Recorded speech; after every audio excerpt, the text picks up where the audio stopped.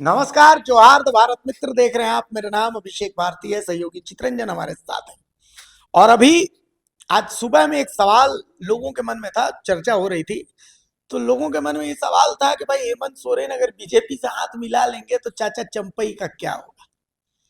तो इसी सवाल के साथ मैं और चित्रंजन यहाँ पर जुड़े हुए हैं। और मेरा जो एनालिसिस कहता है वो एनालिसिस कहता है कि चाचा चंपाई अर्जुन मुंडा के चक्रव्यूह में फंस गए।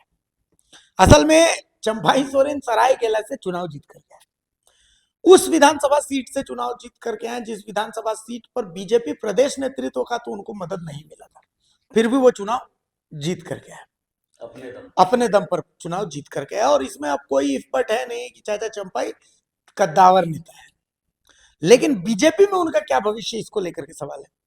अब इसलिए भी सवाल है कि अर्जुन मुंडा जो है वो अपना भविष्य सरायकेला से देख रहे थे। ठीक है, खरसावां उनको पता है, खरसावां उनका जो है पारंपरिक क्षेत्र है। खरसावां से अब वो जीवन में नहीं जीत सकते, उनको पता है। खूंटी से मुंह की खा चुके, बीजेपी से अब कोई नहीं जीत सकता, कोई नहीं जीत सकता। तो बीजेपी से अब कोई नहीं जीत सकता, मुश्किल है मतलब वहां पर कहानी। तो ऐसा में अब अर्जुन मुंडा के लिए, अपने अर्जुन मुंडा को खुद के लिए सबसे मुफीद सीट अगर कोई लग रही है तो वो सरायकेला लग रही है। तो सरायकेला में तो चाचा चंपाई कुंडली मार करके बैठे हुए हैं। और सरायकेला में जो जेएमएम का कैडर है, अब मतलब गणेश माली के आने के बाद, गणेश माली जिन्होंने चंपाई सोरेन के खिलाफ बीजेपी से चुनाव लड़ा था, उसके बाद जब बीजेपी में आ गए तो जेएमएम में चले गए, फिर उन्होंने चुनाव लड़ा। तो गणेश माली कहीं ना कहीं आज भी अर्जुन मुंडा के लिए एक सॉफ्ट कॉर्नर वाले नेता है, वो अर्जुन मुंडा वाला ही कैडर है। तो अर्जुन मुंडा किसी तरीके से बस चाहते हैं कि चाचा चंपाई निपटे, और वही चाहते हैं बाबूलाल मरांडी भी कि भाई चाचा चंपाई निपटे। इसलिए क्योंकि चंपाई सोरेन की दो मूलभूत टैलेंट है। पहला टैलेंट के वो संथाली है, दूसरा टैलेंट के वो एसटी है। संथाली हैं तो बाबूलाल मरांडी की आंख का कीड़ा है, आंख का कांटा है। और आदिवासी हैं और सरायकेला विधानसभा सीट से हैं तो भाई अर्जुन मुंडा के आंख का कांटा है। बाकी आपको क्या लगता है, अर्जुन मुंडा के चक्रव्यूह में चंपाई फंसे हुए हैं कि नहीं रखते? बिल्कुल अभिषेक, आपने सही कहा कि चंपई सोरेन जो है चक्रव्यूह में। अर्जुन मुंडा के जो बातें आपने कही कि बाबूलाल मरांडी को लेकर, तो दिक्कतें और भी हैं। बाबूलाल मरांडी जनरल सीट से विधायक हैं, चंपई सोरेन बीजेपी के एकमात्र एसटी विधायक, एसटी सीट से जीते हुए विधायक। दिक्कत यहाँ भी, अब देख जितने भी ट्राइबल लीडर्स हैं बीजेपी के, सो कॉल्ड ट्राइबल नेता हैं, वो या तो चुनाव हार गए या फिर वो जनरल सीट से चुनाव लड़ते।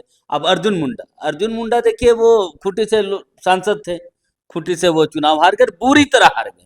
मंत्री रहते, केंद्रीय मंत्री रहते, ट्राइबल आप मिनिस्टर है, और ट्राइबल सीट से आप चुनाव हार जा रहे हैं। और ऐसे है नहीं कि 5,000 10,000 वोट से हार गए, मतलब बुरी तरह आप पीट गए।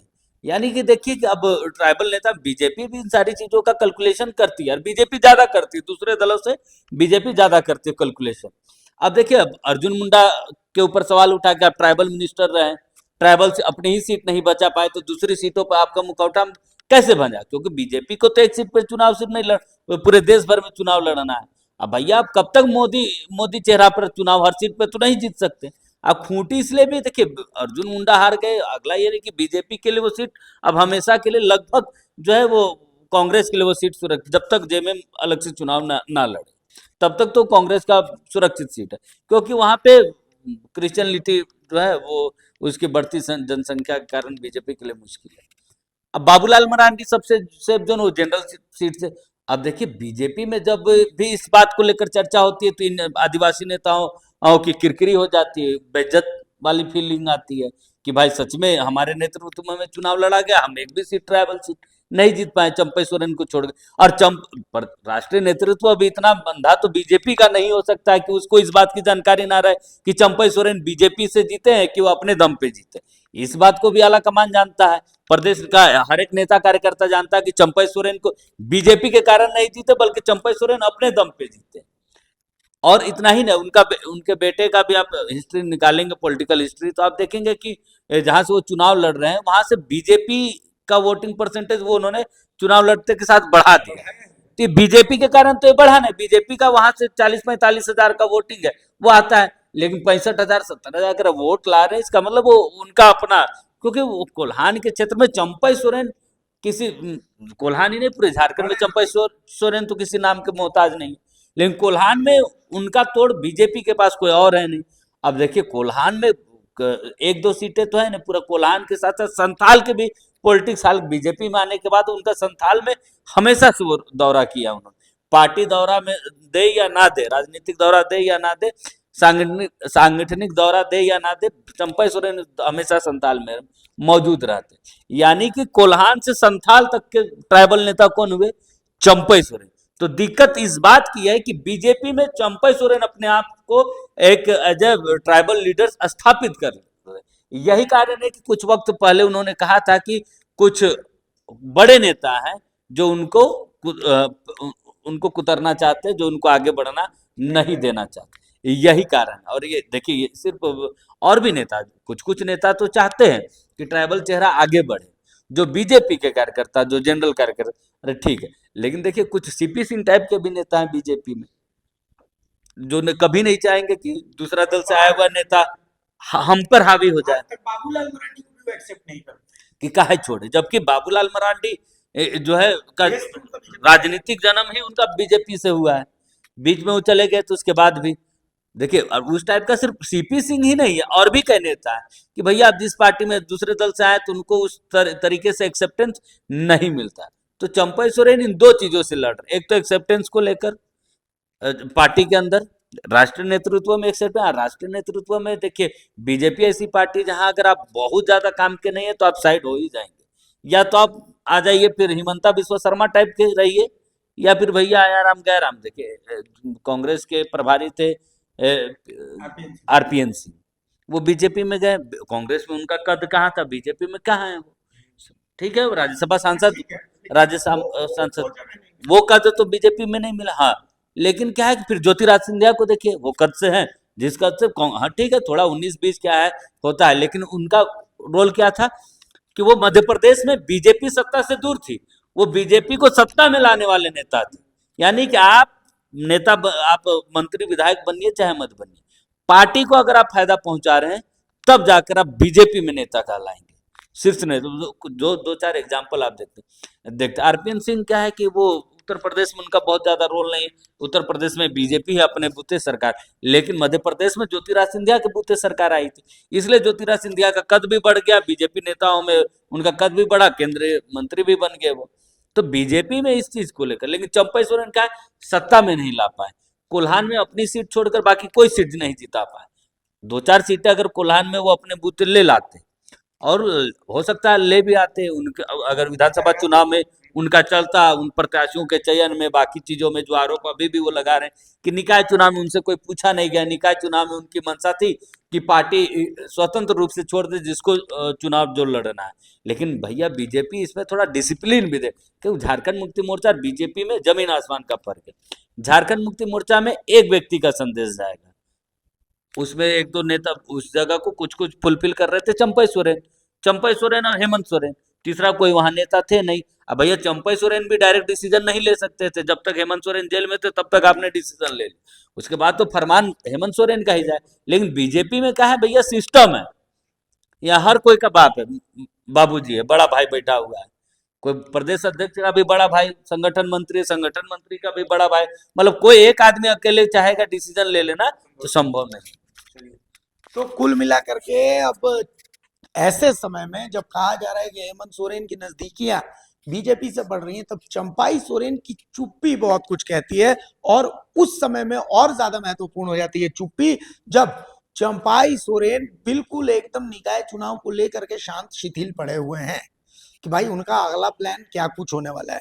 क्योंकि आपने देखा कि भाई नगड़ी में जब उन्होंने धन रोपनी करने की बात कही तो पार्टी की तरफ से उनको सहयोग नहीं, संथाल में जब उन्होंने कार्यक्रम करने की बात कही, एफआईआर तक उनके जो मीडिया सलाहकार उनके ऊपर हुआ, जो मीडिया प्रतिनिधि है, सोशल मीडिया प्रभारी उनके ऊपर हुआ, तो भी पार्टी की तरफ से उनका कोई समर्थन नहीं हुआ, कोई विरोध भी नहीं हुआ, तो कोई समर्थन भी नहीं हुआ। हाँ, पार्टी का कोई कैडर उनके साथ नजर नहीं आता। तो ऐसी स्थिति में चाचा चंपाई के लिए राह आसान नहीं है, लेकिन चंपाई सोरेन एक परिपक्व खिलाड़ी है, मंझे हुए खिलाड़ी है।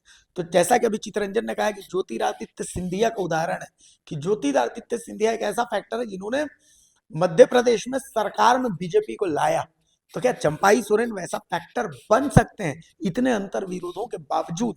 ये बहुत बड़ा सवाल है, चूंकि चंपाई सोरेन का विरोध करने वाले तमाम जो नेता वो पके हुए चावल हैं, और बीजेपी ने इनको मान चुक लिया है कि ये फूके हुए कारतूस है। तो फूके हुए कारतूसों पर अब बीजेपी विश्वास करेगी, या फिर विश्वास करेगी कि भाई इसमें थोड़ा बहुत पोटेंशियल इनको नजर आता है, क्योंकि ऐसा कोई और चंपाई के अलावा दूसरा कोई करिश्माई एसटी नेतृत्व तो अभी नजर नहीं आता। बिल्कुल आपने सही कहा कि जो भी चंपई सोरेन का विरोध कर रहे हैं वो ऐसे नेता विरोध कर रहे हैं जो राष्ट्रीय नेतृत्व से नकारे यानी साइड लाइन कर दिए। अब बीजेपी झारखंड में एक नया चेहरा, देखिए दो तीन चीजें जो जिन चीजों का आपने जिक्र किया, चंपई सोरेन के पास एक अंतिम रास्ता है। देखिए वो झारखंड मुक्ति मोर्चा में वापस तो जा नहीं सकते, एक्सेप्टेंस नहीं मिलेगा, एक्सेप्टेंस मिल भी जाएगा तो बाकी नेताओं की तरह जो नेता झारखंड मुक्ति मोर्चा छोड़कर जो वापस गए उनकी जो स्थिति है, जो हालात है, वही आज साइड लाइन वो दीवार पकड़ के झारखंड मुक्ति मोर्चा में भी रहेंगे। इससे अच्छा है कि सम्मानजनक स्थिति में भारतीय जनता पार्टी में ही साइड पकड़ कर रहे उनके लिए। दूसरा एक है कि झारखंड मुक्ति मोर्चा और बीजेपी का गठजोड़ करवा दे अपने दम पर, तो बड़ा नेता बन जाएंगे।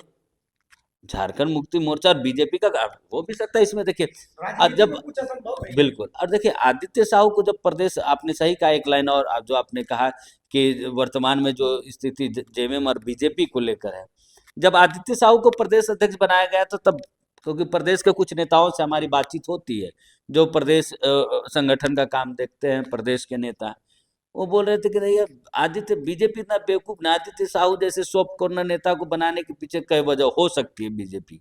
हम बोले भैया क्या क्या हो सकता है। अब कुछ ऐसे नेता हैं जो रात में बातचीत करते हैं कि 9-10 बजे की चितरंजन जी कहाँ है भैया, घर में है, तो फिर बातचीत करेंगे कि अरे, तो हम बोले हाँ भैया बोलिए, तो नहीं ऐसा ऐसा है। बोले आदित्य साहू को, तो कुछ लोग बोलते हैं कि आदित्य साहू को इसलिए बनाया गया कि भैया एक तो सरकार को लेकर आप सॉफ्ट कॉर्नर रखेंगे हेमंत सोरेन, और आप देखेंगे भी कि हेमंत सोरेन को लेकर डायरेक्ट हिट कभी भी बीजेपी नहीं रही, बीजेपी सरकार और कांग्रेस के इर्द गिर्द रही है। तो देखिए ये भी एक बड़ी वजह है कि आखिर आदित्य साहू को सॉफ्ट कॉर्नर जैसे व्यक्ति को बना, जबकि अभी तो जरूरत थी बीजेपी को बिल्कुल हिटमैन जैसे व्यक्ति को आए जो पार्टी को और संगठन को मजबूत करे और सरकार को धांसते हुए रहे कि भैया सरकार ने कई मौके दिए बीजेपी को, लेकिन बीजेपी उस मौके को भुना नहीं पाई। तो यही कारण है, यही मैं बता रहा था कि चंपई सोरेन के पास यही विकल्प। देखिए चंपई सोरेन तो वहां से विधायक रहेंगे ही, चंपई सोरेन के बाद उस सीट से उनके बेटे को टिकट मिल जाया करेगा, जो अभी खैर अभी वो दूसरे सीट से चुनाव लड़ रहे हैं, लेकिन इतना तो उनका ताकत है कि भैया इतना कुछ छोड़ के आए। अभी देखिए इनसे पहले गया सीता सोरेन, वो कहाँ है बीजेपी में। तो देखिए बीजेपी में भैया बड़ी पार्टी, नेशनल पार्टी में बीजेपी नहीं, कांग्रेस में भी आप देखेंगे तो इसी तरीके का, क्योंकि राष्ट्रीय पार्टी में बहुत सोच समझ कर निर्णय लिए जाते हैं, लेकिन कांग्रेस में क्या है कि अभी सत्ता में नहीं इसलिए उसकी चर्चाएं कम होती है, लेकिन बीजेपी अभी सत्ता में इसलिए उस और लोगों का झुकाव ज्यादा है। लेकिन बीजेपी में भी, बीजेपी और कांग्रेस राष्ट्रीय दलों में राजनीति करना इतना आसान नहीं है, क्योंकि वो एक स्टेट को देखकर या एक सीट को देखकर पॉलिटिक्स या डिसीजन नहीं लिया करते। तो चलिए, तब चाचा चंपाई का क्या होगा वो तो चाचा चंपाई जाने, बीजेपी जाने, लेकिन अभी फिलहाल ऐसा लगता नहीं है कि चाचा चंपाई कोई बहुत बड़ा फैसला ले सकते हैं। हाँ, लेकिन जैसी उनकी मैच्योरिटी है राजनीति में, यकीनन एक बात मान लीजिए कि अगर वो इस दल में टिके रह जाते हैं तो भविष्य में उनके लिए बहुत कुछ रखा उनको मिल सकता है। तो देखिए आगे राजनीति में क्या क्या होता है, क्योंकि अभी तो सरकार का ही पता नहीं कि किसका हाथ किसके साथ है और किसका साथ और किसका विकास है। आगे आगे देखिए होता है क्या, अंजाम इश्क में भला रोता है क्या। नमस्कार, जोहार।